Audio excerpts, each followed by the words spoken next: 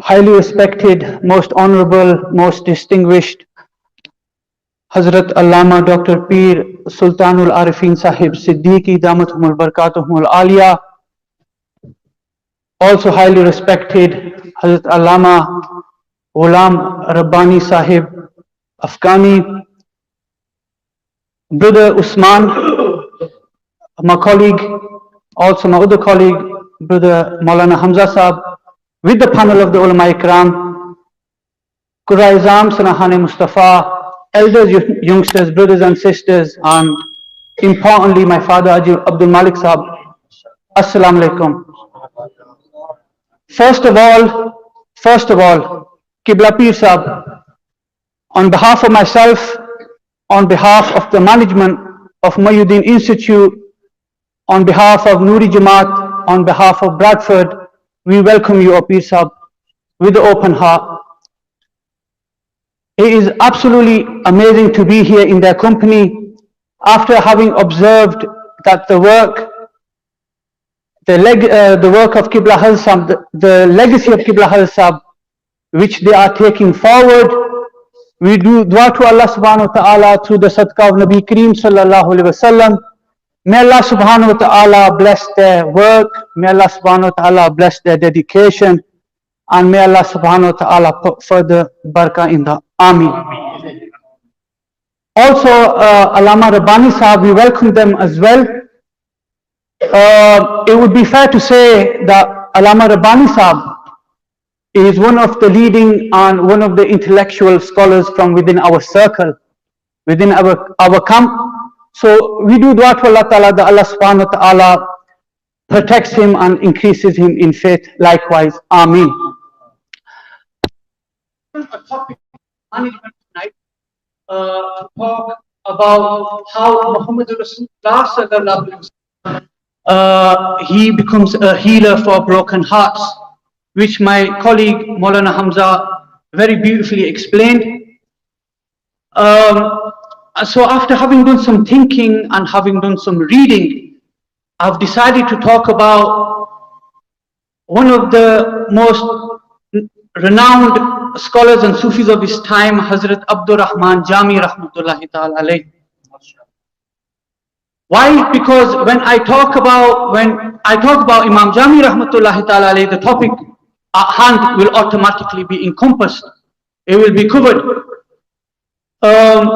Inshallah, I'm not going to take too much of your time because I'm aware that we have to listen to Qibla Peer Sahib and we've got Allama Rabbani Sahib to listen to as well.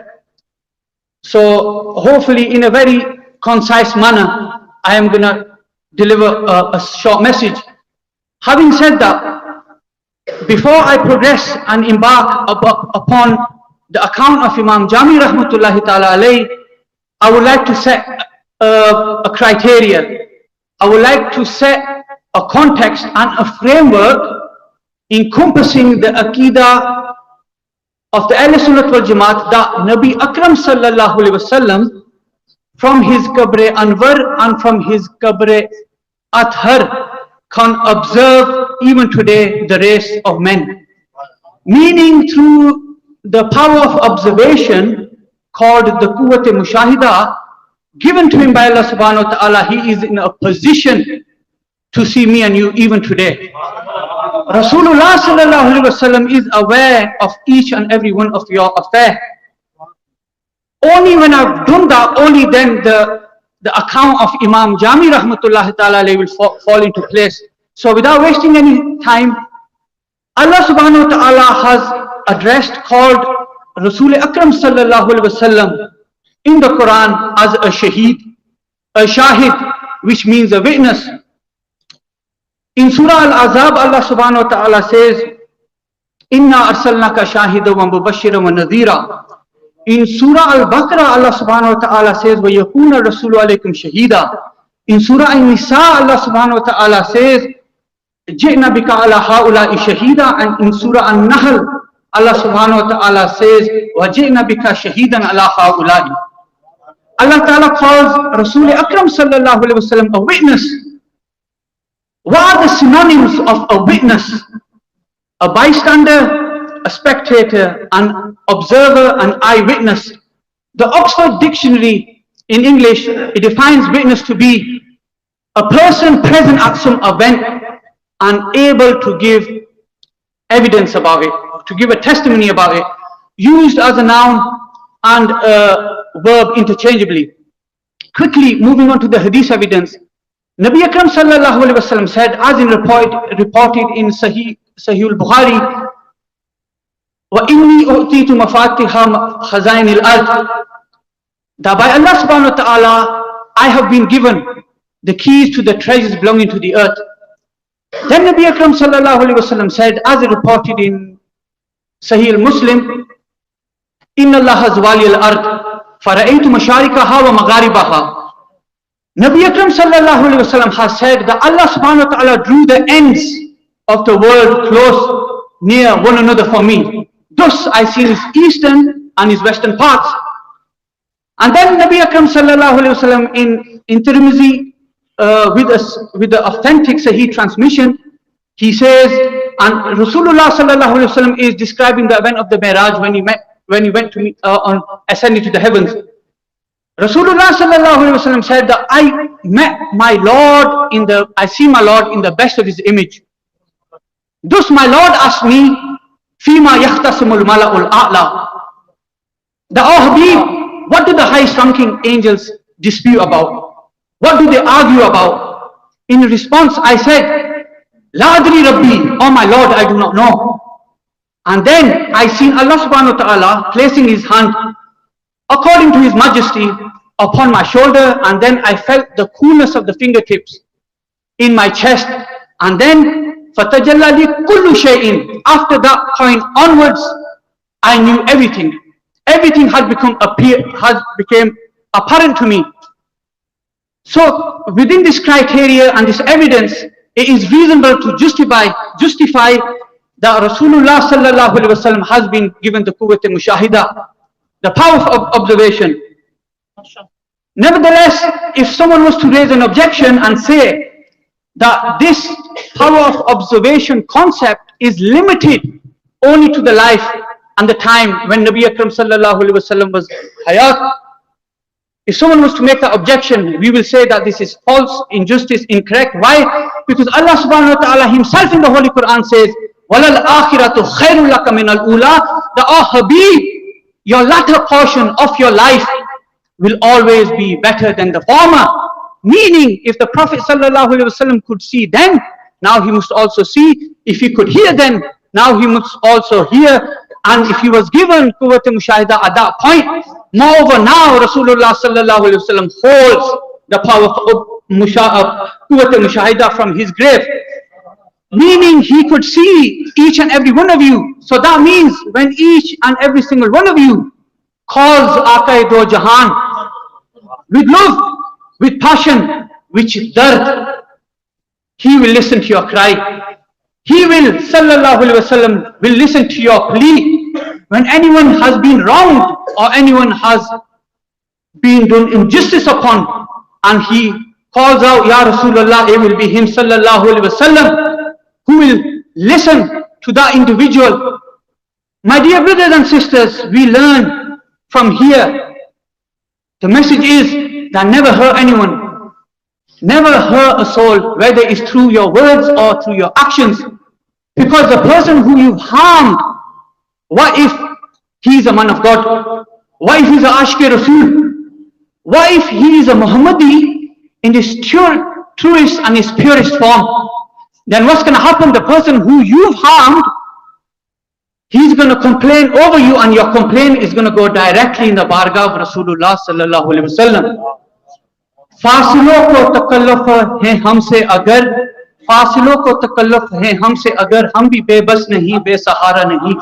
This is what this line of poetry means. And why is Aqaid do Alam? Why is he so concerned over you? Harisun alaykum.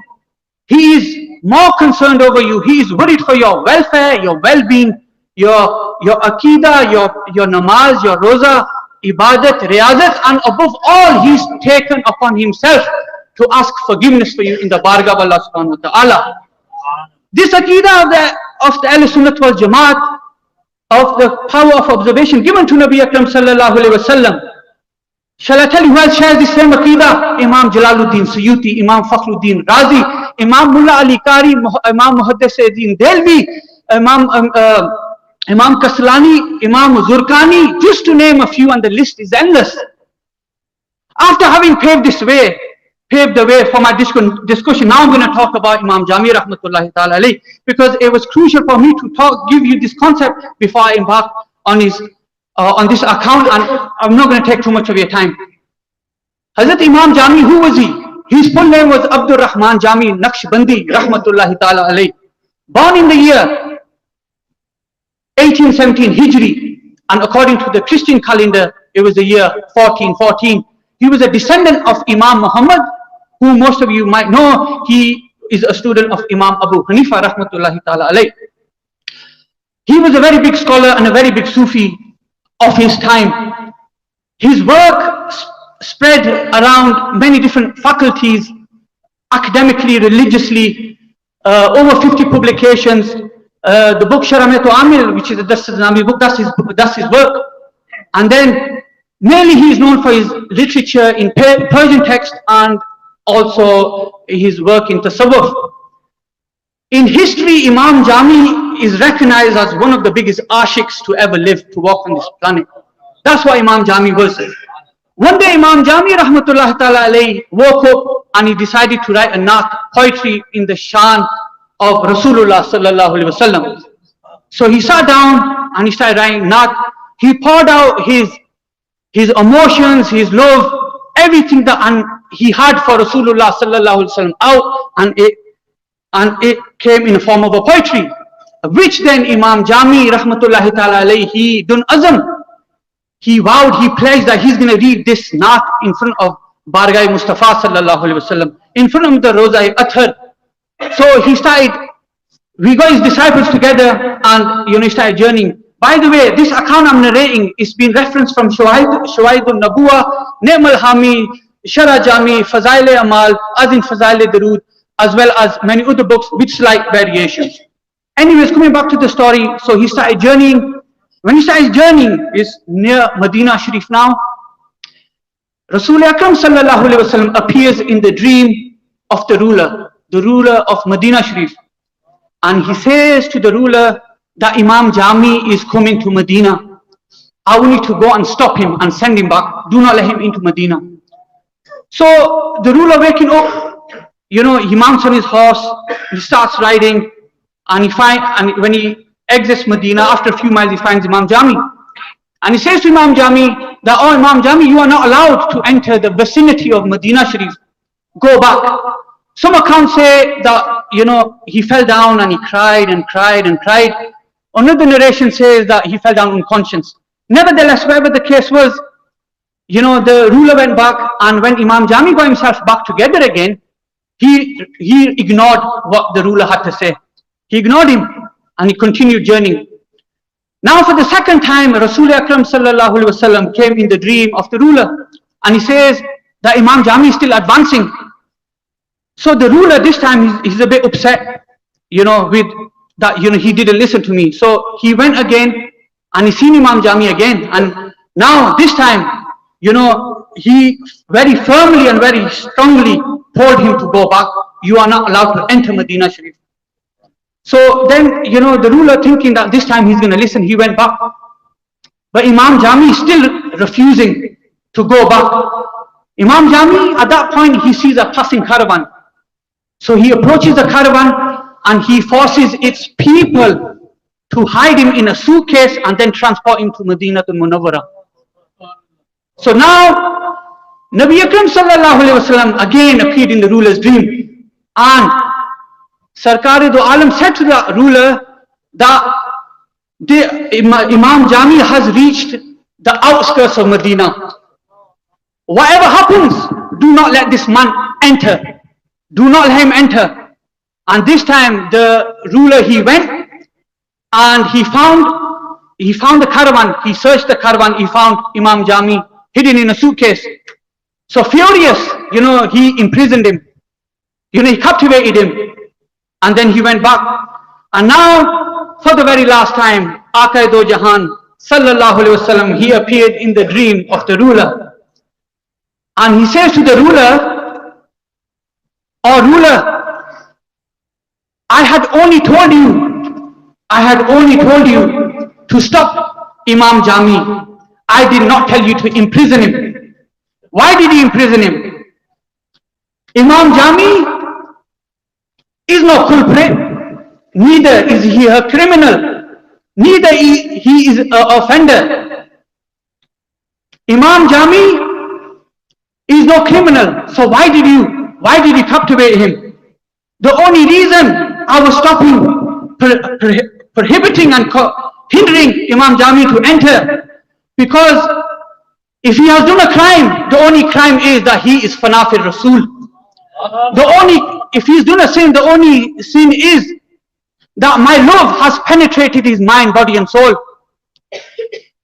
Imam Jami has reached such a maqam, such a station, that he has no mahbub other than Muhammadur Rasulullah sallallahu alaihi wasallam.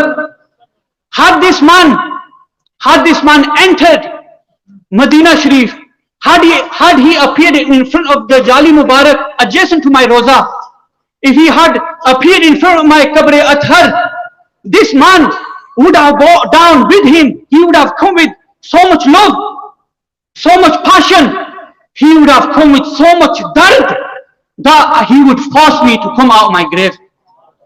This is the reason I was prohibiting and I was condemning this man not to enter. But our ruler, go now and release him and give him a message. And that message is that, "Oh Jami, you do not need to come and visit me. It will be me, Muhammadur Rasulullah sallallahu alaihi wasallam, who will come and visit you in person." And at this point, Miyan Sahab Aase Khari rahmatullahi ta'ala alayhi, he speaks up. He says, "Ram sajna de maar mukaya te main athru ban ke dul gayi. Ik maiya teri yaad nahi bhuldi, baki har shay jag di bhul gayi." Before I conclude, so Hazrat Sultan Bahu rahmatullahi ta'ala alayhi, very big Sufi saint, he says, "Iman salamat har koi mange, ishq salamat koi hu. Iman salamat har koi mange, ishq salamat koi hu. Jis manzil te ishq puchave, iman nu khabar na koi hu." Wa akhir da'wana alhamdulillahi rabbil alamin.